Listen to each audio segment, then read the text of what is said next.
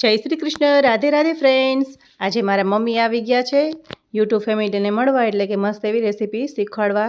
તો આપણે વસ્તુ લઈ લીધી છે, એટલે કે કેટલી વસ્તુ લેવાની છે। સૌપ્રથમ કાજુ અને બદામ મેં 200 ગ્રામ લીધા છે, અને આ છે ગુંદ, અને એ પણ છે ગરમીનો ગુંદ, અને આ છે મિલ્ક પાવડર, અને આ છે મેથી અને સૂંઠનો પાવડર, અને આ છે દ્રાક્ષ, અને આ છે ટોપરાનું છીણ, અને દેશી ઘી લઈ લીધું છે। મારા ઘરે જ હું બનાવું છું, 500 ગ્રામ જેટલું ઘી લીધું છે અંદાજે, અને આ છે ઘઉંનો લોટ, અને આ છે ગોળ। તો આપણે જેટલો ગોળ છે, ઘઉંનો લોટ છે, એનાથી અડધો ગોળ લેવાનો છે। અને હવે મસ્ત એવી રેસીપી બનાવે છે મારા મમ્મી, અને મને વારંવાર કંઈક ને કંઈક અવનવું બનાવી દે છે, અને એમની પાસેથી ઘણું બધું શીખી છું। તો સૌપ્રથમ આપણે એક મોટી કઢાઈ લઈ લેવાની છે, એમાં આપણે ટોપરાનું છીણ છે એને થોડું એવું શેકવાનું છે, એટલે કે એનું મોઇસ્ચર છે ને એ ના રહે, એટલે આપણી રેસીપી છે એ ઝાઝા ટાઈમ માટે સારી રહે, એટલે થોડું એવું એને શેકી લેવાનું છે, અને તરત જ બીજા વાસણમાં નીકાળી લેવાનું છે। અને ગેસની ફ્લેમ એકદમ લો રાખવાની, નહીંતર છે ને બળી જશે ને તો બધી રેસીપીનો સ્વાદ ખરાબ થઈ જશે। અને હવે થોડું એવું ઘી એડ કરવાનું છે, અને એમાં આપણે કાજુ અને બદામને ફ્રાય કરી લેવાના છે ફ્રેન્ડ્સ।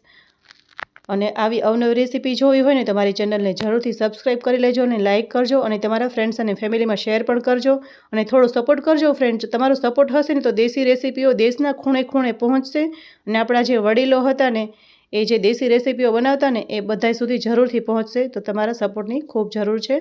આપણે બદામને પણ સરસ એવી ક્રન્ચી થાય ત્યાં સુધી ફ્રાય કરી લેવાની છે। સેલો ફ્રાય કરી છે આપણે, એકદમ વધારે તળવાની નથી, અને પછી જ આપણે કાજુને તળવાના છે। અને કાજુ બદામ બે ભેગા તળીશું તો બદામ કાચી રહેશે ને કાજુ બળી જાય છે, એટલે બેને અલગ અલગ જ આપણે એને આ રીતે ફ્રાય કરવાનું છે। અને ગેસની ફ્લેમ એકદમ લો રાખવાની છે, નહીંતર કાજુ છે ને તરત જ બળી જાય છે। તો હવે આપણે જોઈ શકો છો કે કાજુ પણ સરસ ક્રન્ચી થઈ ગયા છે, એટલે આપણે એને નીકાળી લઈશું। ઘણા એમને એમ પણ એડ કરે છે, પણ તમે આ રીતે ટ્રાય કરજો કે કાજુ બદામ છે એને તળીને પછી લેશો ને તો તમારી રેસીપી બહુ સરસ બને છે। તો આપણે બે પ્લેટમાં નીકાળી લીધું છે, અને હવે આગળની પ્રોસેસ કરવાના છીએ। તો હવે એ જ કઢાઈમાં આપણે ઘી ઉમેરી દેવાના છીએ, જોઈએ એટલું ઘી। 500 ગ્રામ ઘી લીધું છે, પણ એટલું બધું ઘી આપણે આમાં જોયું નહોતું, એટલે આ રીતે। અને હવે આપણે તળવાનો છે ગુંદ, અને આ ગુંદ છે ને એ ગરમીનો ગુંદ છે। જે ઠંડીનો ગુંદ આવે છે શિયાળામાં જમવાનો, અને આ ઉનાળાનો ગુંદ અલગ આવે છે। તમે જે વસ્તુ લેવા જતા હોય ને તમારું કરિયાણું ગ્રોસરી, ત્યાં પૂછી જોવાનું તમારે કે ગરમીનો ગુંદ છે કે ઠંડીનો। તો આ રીતે ગુંદને પણ તળી લેવાનો છે, અને બધું મારા મમ્મીએ જ કર્યું છે, મેં એમને ક્યારેક ક્યારેક ટેકો દેવડાવું। આજ તો આપણે એકલું શૂટિંગ જ કર્યું છે, એટલે કે વિડીયો શૂટ કર્યો છે। તો હવે ગુંદ પણ સરસ તળાઈ ગયો છે, એને પણ એક પ્લેટમાં નીકાળી લેવાનો છે। તો છરીથી આ રીતે કટકા કરતા હતા મારા મમ્મી, તો એમને ફાવ્યું નહીં, તો એ કહે ચાલો આપણે ખાયણીમાં એને નાના એવા ટુકડા કરી લઈએ, એમાં ફટાફટ થઈ જશે, અને છરીથી વાર લાગશે। તો આ રીતે એમણે ખાયણી દસ્તામાં આ રીતે ક્રશ કરી લીધું છે, ને એ લોકો પહેલેથી આવી રીતે કરતા હોય એટલે એમને એ જ ફાવે, અને સારું એવું એ કરી શકે છે। તો કાજુના પણ આ રીતે ટુકડા કરી લીધા છે, બહુ મોટા નહીં અને બહુ નાના પણ નહીં, અને થોડો ભૂકો થઈ જશે ને તો પણ સરસ એવો લાગે છે। અને હવે આપણે એ જ રીતે જ ખાયણીમાં બદામને પણ કૂટી લેવાનું છે। અને મારા મમ્મીની રેસીપીઓ તો બહુ સરસ હોય છે, હું ઘણું બધું એમની પાસેથી જ શીખી છું। અને કહેવાય છે ને કે એમના હાથે અન્નપૂર્ણા છે, એટલે જે પણ બનાવે ને સારું જ બનાવે છે। અથાણા ને એ બધું બહુ સરસ બનાવે છે।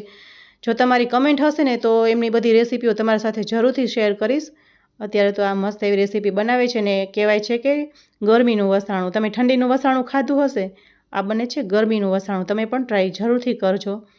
તો હવે આગળની પ્રોસેસ કરવાની છે, એટલે કે આપણે ઘી લઈ લેવાનું છે। હવે મેઇન વસ્તુ હવે થાય છે, અત્યાર સુધી તો બધું નાનું નાનું થતું, તળવાનું ને એ બધું ચાલ્યું, ને હવે આપણે મેઇન વસ્તુ કરવાની છે।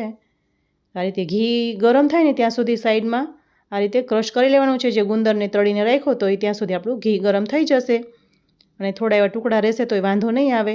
વાટકો હોય કે લોટો હોય, તમને જેનેથી ફાવે એનેથી કરી લેવાનું છે। અને ઘી ગરમ થાય એટલે તરત જ આપણે એમાં ઘઉંનો લોટ એડ કરી દેવાનો છે। થોડો થોડો કરીને લોટ એડ કરવાનો છે, એટલે કે એમ ન લાગે કે ઘી ઓછું પડ્યું કે આપણી રેસીપી ખરાબ ન થાય। એકસાથે તમે બધો જો ઘઉંનો લોટ છે એડ કરી દેશો તો ઉપરથી ઘી ઉમેરવું પડશે કે એવું બધું થશે, એટલે જેમ જોઈએ ને એમ જ આપણે લોટ એડ કરવાનો છે। તો હવે ઘઉંનો લોટ એડ કરી દીધો છે, ને સરસ એવો શેકાવા લાગ્યો છે, સુગંધ પણ સરસ આવે છે, અને મસ્ત એવી સ્મેલ આવે ત્યાં સુધીને શેકવાનો છે। એટલે કે બહુ બળી પણ ના જાય, બહુ લાલ નહીં થઈ જવા દેવાનું, પણ મસ્ત એવો આપણે એને શેકાવા દેવાનો છે। હજી તો એમાંથી ઘી છૂટું પડવાનું બાકી છે, ત્યાં બીજી બધી ઘણી પ્રોસેસ કરવાની છે, પણ સતત ચલાવતું રહેવાનું છે. ચલાવવાનું બંધ કરીશું ને તો નીચેથી બળી જશે તળીએ, એટલે આપણી રેસીપી એકદમ ખરાબ લાગશે. એટલા માટે સતત ચલાવતું જ રહેવાનું છે. તો આ રીતે જોઈ શકો છો ફ્રેન્ડ્સ, બબલ થવા માંડ્યા છે ને ઘી છૂટું પડવા લાગ્યું છે. તો હવે બધી પ્રોસેસ ચાલુ કરી દઈશું. મેથી અને સૂંઠનો પાવડર મિક્સ કરીને 1-1.5 ચમચી જેટલું છે, મોટી ચમચી જેટલું, એટલે એકદમ આપણા જ્યાં ઉનાળાનો વસાણું કહેવાય ને એ બહુ મસ્ત બને છે. અને આ બધું ઉનાળામાં પણ ખવાય છે ને આપણા શરીરને ઠંડક આપે છે. મેથીની તાસીર ઠંડી છે, મેથીની તાસીર ગરમ નથી, એટલે મેથી ખાવી જોઈએ. શિયાળામાં ખાવ છો, ઉનાળામાં પણ ખાવી જોઈએ. તો હવે આપણે કાજુ બદામના ટુકડા પણ એડ કરી દીધા છે અને મસ્ત એવું એટલું મસ્ત ગરમીનું ઠંડુ વસાણું બને છે. અને સતત ચલાવતું જ રહેવાનું છે. જો ગેસ ધીમો રાખવાનો છે અને હાથ આપણો એકદમ ચાલુ રાખવાનો છે. કહેવાય છે ગેસ ધીમો ને હાથ ફાસ્ટ. તો હવે આપણે એમાં જે સૂકી દ્રાક્ષ છે ને એને આપણે એડ કરી દેવાની છે, તમે જોઈ શકો છો. અને હવે આપણે એમાં ટોપરાનું છીણ પણ જરૂરથી એડ કરી દેવાનું છે. અને ટોપરાનું છીણ અને મિલ્ક પાવડર, આ 2 વસ્તુ તો ખાસ જરૂર છે. આ 2 વસ્તુ નહીં હોય ને તો આપણે કહેવાય છે ને વાનગી રેસીપીની એકદમ સ્વાદ અલગ જ લાગે છે. અને આ 2 વસ્તુ હોય ને એટલે મસ્ત ગજબની રેસીપી બને છે. તો આ રીતે આપણે બધું થોડું થોડું કરીને એડ કરી દેવાનું છે. અને હવે આપણે ઉપરથી ગુંદ એડ કરી દેવાનું છે. થોડો એવો રાખ્યો છે સાઈડમાં ઉપરથી ગાર્નિશ કરવા માટે. તો આ રીતે બધું મિક્સ કરતું જવાનું છે અને સતત ચલાવતું જ રહેવાનું છે. જો આ રીતે. અને હવે આપણે ગેસની ફ્લેમ બંધ કરી દેવાની છે, એટલે ગેસને સતત બંધ કરી દેવાનો છે. પછી જ ગોળ એડ કરવાનો છે. આ બધું એટલું ગરમ ગરમ હોય છે ને, ગોળ જો પાકો થઈ જશે ને તો આપણી રેસીપી ખરાબ થઈ જશે. એટલે ગેસને આ મેઇન ટ્રીક છે કે ગેસને બંધ કરીને પછી જ ગોળ એડ કરવાનો છે, એટલે તરત જ બધું મિક્સ થઈ જશે. ગોળને એકદમ છીણીને રાખ્યો છે એટલે તરત જ મિક્સ થઈ જાય છે. અને હવે આપણે તરત જ જે વાસણમાં પાથરવાનું હોય એમાં બધું જ આપણી વસ્તુ પાથરી દઈશું.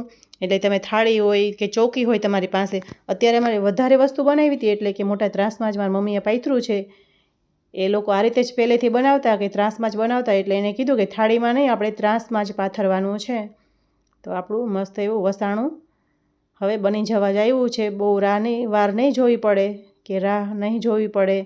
આજ તો મારી જીભ પણ એવી આમ આડી અવળી જાય છે કે એટલું મસ્ત વસાણું બન્યું છે કે બોલવામાં પણ ભૂલ થઈ જાય છે. તો ઉપરથી આપણે આ રીતે ગુંદ ને બધું જે રાખ્યું હોય કે ડેકોરેશન કરવા માટે, એ બધું ઉપર આપણે ગરમ ગરમ હોય ને ત્યારે જ એડ કરી દેવાનું છે. ઠરે ને પછી બધું ચોંટશે નહીં, એટલે જ્યારે આપણું વસાણું ગરમ હોય ને ત્યારે જ એમાં એડ કરી દેવાનું છે. અને પછી ઉપરથી આ રીતે ટેપ કરી દેવાનું છે, એટલે કે થપથપાવી દેવાનું છે, એટલે બધું સરસ એવું અંદર ચોંટી જાય. અને લુક પણ સરસ આવી રહ્યો છે. ને દેખાવ કરતાં એ વસ્તુ જ બહુ સરસ બની છે કે આપણને શરીરને ઠંડક આપે છે અને હેલ્ધી વસ્તુ છે, હેલ્ધી રેસીપી છે. અને થોડું ઠરે ને પછી આપણે ઉપરથી કટ કરી લેવાનું છે. એકદમ ગરમમાં પણ નહીં અને સાવ ઠરે પછી પણ નહીં. અને આ બધી નાની નાની ટ્રીક તો આપણને ખબર જ હોય છે, જે રેસીપીના શોખીન હોય છે એને. તો મસ્ત એવી આપણી રેસીપી બની ગઈ છે કે ગરમીનું ઠંડુ વસાણું. અને આવી રેસીપી તમે ક્યાંય નહીં જોઈ હોય તો મારી ઈચ્છા છે કે મારી રેસીપીને તમે બહુ જ આગળ પહોંચાડો, બધાને શેર કરો અને ઘરે બનાવો ને ટ્રાય કરો ને. આવી સેમ રેસીપી બને ને તો મને કમેન્ટ જરૂરથી કરજો. રેસીપી સારી લાગે ને તો પણ કમેન્ટ કરજો. તો મસ્ત એવું વસાણું બની ગયું છે ને ભગવાનને પણ અમે જમાડી દીધું છે. અને તમે પણ ચાલો જમવા. તો આવી મસ્ત એવી રેસીપી તમે પણ બનાવજો અને તમારા ફીડબેક મારી સાથે શેર કરજો. અને મારા મમ્મીની રેસીપી તમે બહુ જ આગળ પહોંચાડજો. અને હવે ઘણું બધું એમની પાસે બનાવડાવવાનું છે. Thank you for watching. Radhe Radhe friend.